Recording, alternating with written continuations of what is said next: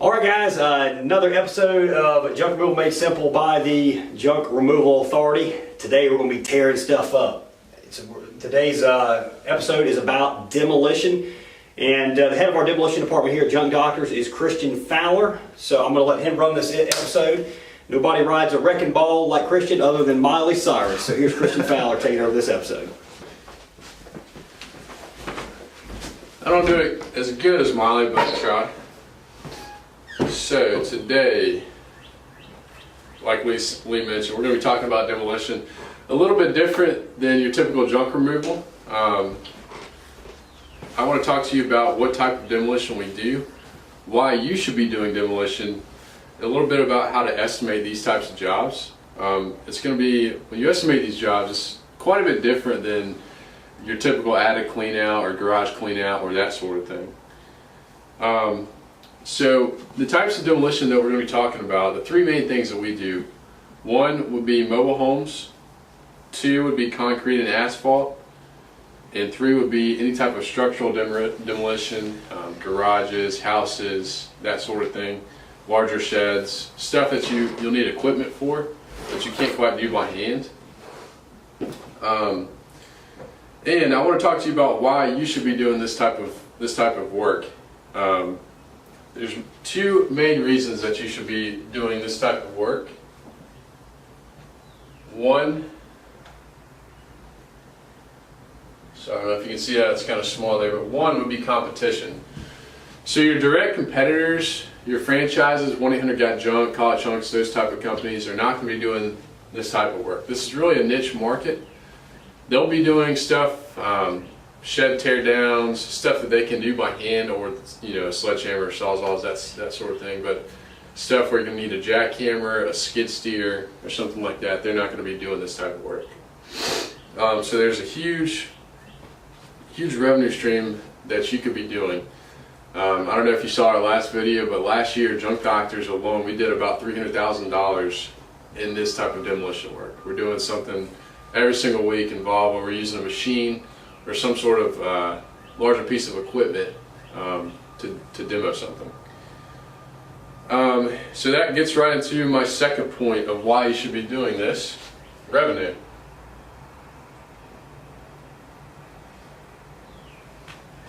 So these types of jobs we're talking about, they're not your typical 8x8 or 10x10 sheds. They're going to be garages, larger type things.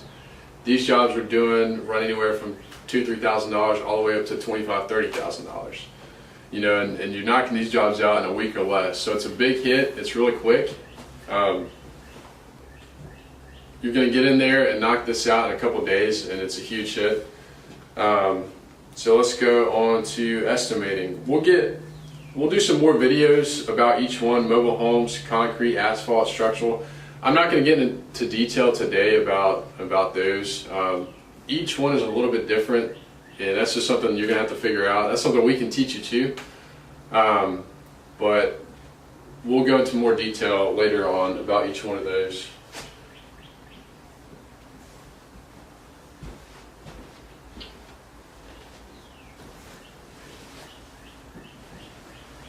So each job we do, I kind of use a similar formula to estimate these jobs, and I'm just going to quickly go through each cost and how to estimate each cost. Number one would be fuel. You need to figure out where this job is, where you're coming from and where you're going. So if you've got a job that's an hour away, let's say you're driving 40 miles and you've got an hour drive time, you need to figure out, are you going there one time? Are you going to be going there during the day, coming back, and then going back the next day? How many miles you're going to be driving? And then you want to divide that by your gas mileage.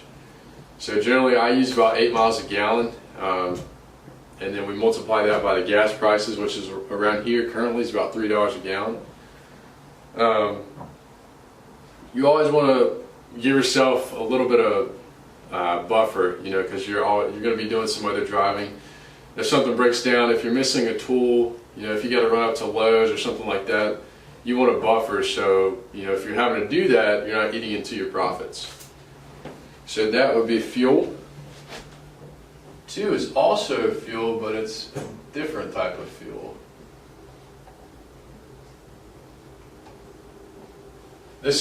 You won't have a machine on every single job, but when you are doing large demolition jobs, you're going to be using skid steers, excavators, that sort of thing. So you got to count for machine fuel. Skid steers, bobcats, if you're running them 8 hours a day, it's going to cost you about $40 in fuel per day. Excavators will be a little bit more than that, but generally what you're going to be using is a bobcat, unless you're doing some larger type work where you're going to need an excavator. But don't forget about machine fuel. And also, if you do not own your machine, if you're renting your machine, it is very, very important to replace that fuel before you turn it back in, because like gas is $3 a gallon here now. If you turn it back in and have to buy fuel from the rental company, they're going to charge you about $12 a gallon. So yeah, they charge you a lot more than the actual fuel price. So don't forget to count for machine fuel in there.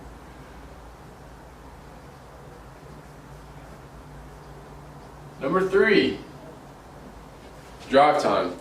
So a lot of these jobs, mobile homes especially, you're going to be doing junk doctors. We cover the entire state of North Carolina. So if we go all the way to the coast, which is about 2 hours away, all the way west to the mountains, which is about 4 hours away. So you have to encounter how long it's going to take you to get there.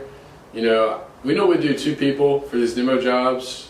Each, we say we're paying them $12 an hour. So it's really costing us about $16 an hour to employ them. So the calculation I use is the hours that you're driving multiplied by 32, and that would be your drive time. And like I said, with the fuel there, you're going to want to put in some extra in case you do have to go to Lowe's or another place like that. You don't want to be into your profits, you know, if you have to drive more, if something breaks down, stuff like that. So that's drive time. Number 4,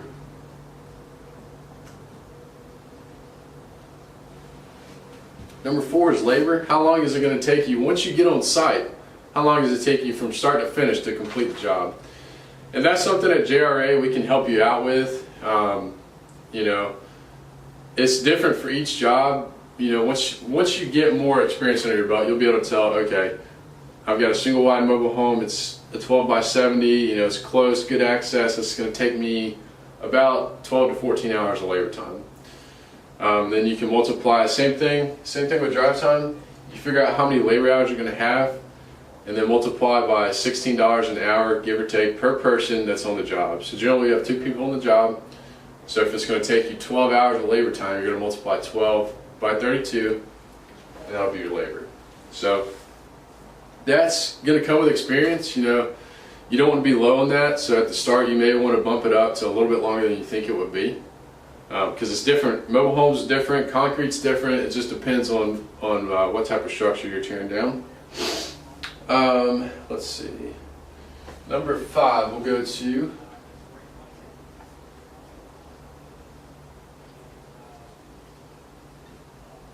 equipment rental. Sorry, this board's a little short. If you don't own your equipment, if you don't own a bobcat, jackhammer, that sort of thing, it's almost better to rent those type of things. You need to have a good relationship with a rental company that's close by, where you can call the guy up, call the salesman up, say, hey, I need a skid steer next week on Tuesday or whatever, and they'll drop it off for you. But you need to figure out how much it's going to cost you per day to have that machine, including fuel up here also. So you need to figure out if you need attachments for that machine or anything like that for the job. You need to get a price on that, and that's going to be your equipment rental. Number 6. This one is going to be the most difficult part of estimating the job. Disposal. So that's going to be different for everything, just like equipment rental. You need to know what machine you need, but for disposal, it's going to be different for everything. For these types of demolition jobs, we're not always using our truck, especially if it's a larger mobile home, concrete, or that sort of thing. You know, we're not loading concrete into our Isuzu NPR trucks. You know, they can hold about 3 tons or so. You know, so if we're doing a driveway that's 20, 30 tons worth of concrete, we're not going to take, 8, 10 trips with our trucks. I'm going to hire out a quad axle dump truck or a larger dump truck that can come in. I can do everything with one load. It's much cheaper to go that route and less wear and tear on your vehicle. And a lot of these concrete facilities that you can take this concrete to, not to get off subject here, but they only charge you per load instead of ton. There is some places that will charge you tonnage, but it's much cheaper for us to load a large dump truck, send them to the recycling yard, versus loading our trucks and sending 10 of our trucks to the recycling yard. Disposal is something that we can help you out on as well. We've done well over 100 mobile homes in the past 2 years or so. So we've got it down to a science where I can look at a mobile home. Okay, it's this. We're going to need 3 30-yard containers. Or okay, it's this. We got a double wide. We're going to need 7 30-yard containers. I can look at it, take measurements, and know exactly what our disposal is going to be, exactly how many containers we're going to need. So like I said, it's different for each one. And that's just something with experience that's going to come. Now, if you decide to partner with JRA, that's something we can help you out. We can walk you through that so you're not making mistakes. Disposal, this is where you can really get hurt estimating these jobs, because disposal is not cheap. If you got a single wide, you estimated 3 dumpsters, and you fill up their dumpster, and you still got a lot of trash left, you're going to have to bring in another dumpster, and that's going to be, depending on your market, $500 to $800. That's going to eat away at your profits. So disposal, you have to get right. You can't mess up disposal. Number 7, hotel. Now this would only be if you're doing out-of-town jobs. About hour and a half or so. If you're traveling more than that, that's when you're going to need to get a hotel. I'll go ahead and write this next one here. They go hand in hand.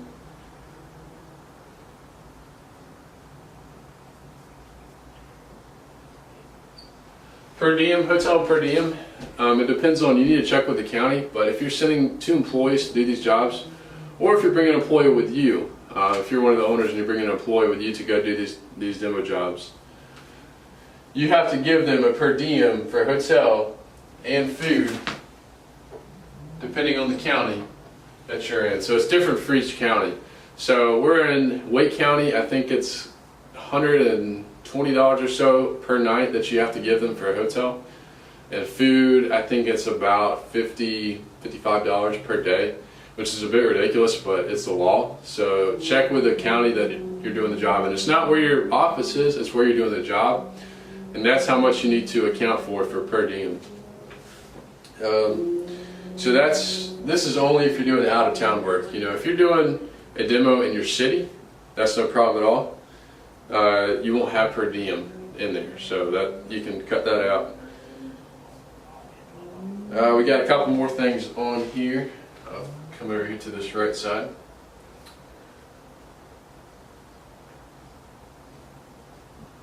Number 9 would be miscellaneous. That's going to be stuff that you're not going to account for.